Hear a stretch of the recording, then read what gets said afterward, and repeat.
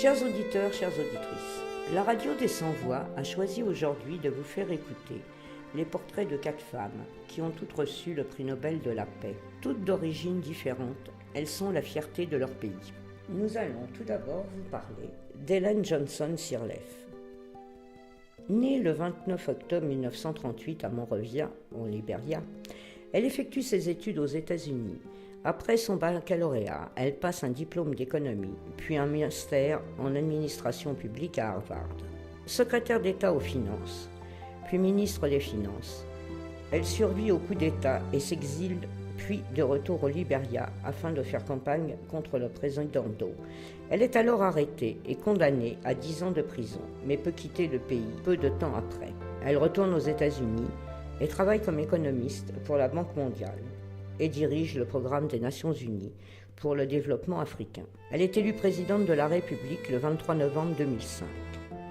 Ellen Johnson Sirleaf est entre autres présidente de la Commission Vérité et de Réconciliation libérienne. En 2011, elle est récipiendaire du prix Nobel de la paix avec Tawakkol Karman et Lema Gbowie et est réélue à la tête de son pays.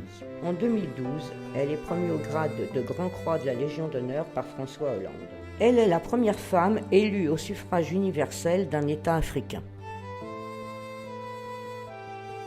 Nous allons maintenant vous parler de Lema Gbowie. Née en 1972, Lema Gbowie est une travailleuse sociale, militante libérienne pour la paix, responsable du mouvement pacifiste Women of Liberia Mass Action for Peace, qui a œuvré afin de mettre un terme à la guerre civile au Libéria en 2003 et a mené à l'élection de Ellen Johnson Sirleaf. En 2002, elle est à l'origine d'une grève du sexe où les femmes de toute confession religieuse se refusent aux hommes tant que la guerre civile continue.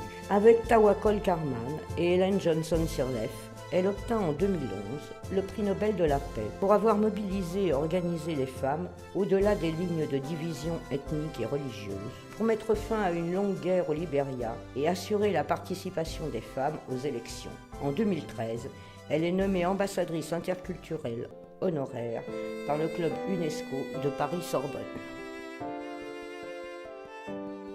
Nous allons maintenant vous parler de Tawakkol Karman. Née en 1979 au Yémen, Tawakkol Karman est une militante engagée dans la défense des droits des femmes, qui a créé en 2005 le groupe de défense des droits humains. Femmes journalistes s'enchaînent afin de défendre avant tout la liberté de pensée et d'expression. Elle fut menacée par les autorités suite à son désir de créer une radio et un journal, et reçut une interdiction par le ministère de l'Information. De 2007 à 2010, elle participe à des manifestations. En 2011, elle participe à des rassemblements inspirés des révolutions égyptiennes et tunisiennes. Elle est arrêtée à 2 reprises par les autorités, puis remise en liberté. Elle est membre du parti islamique Al-Islam.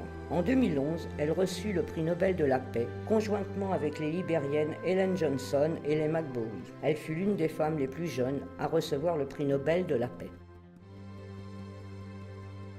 Enfin, Shirin Ebadi, née en 1947. Pour ses actions politiques, elle a obtenu le prix Nobel de la paix en 2003. Première femme musulmane à recevoir ce prix. Commandeur de la Légion d'honneur en 2006. Première femme iranienne à recevoir ce prix. Première femme à devenir juge en 1974. Shirin Ebadi a dû abandonner son poste de juge en 1979 à cause de la révolution iranienne.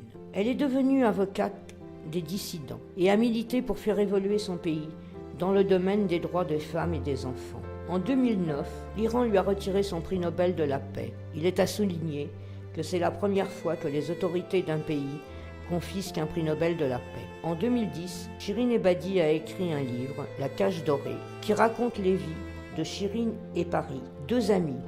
Shirin, la narratrice du récit, raconte le parcours des 3 frères de Paris et celui de Paris elle-même.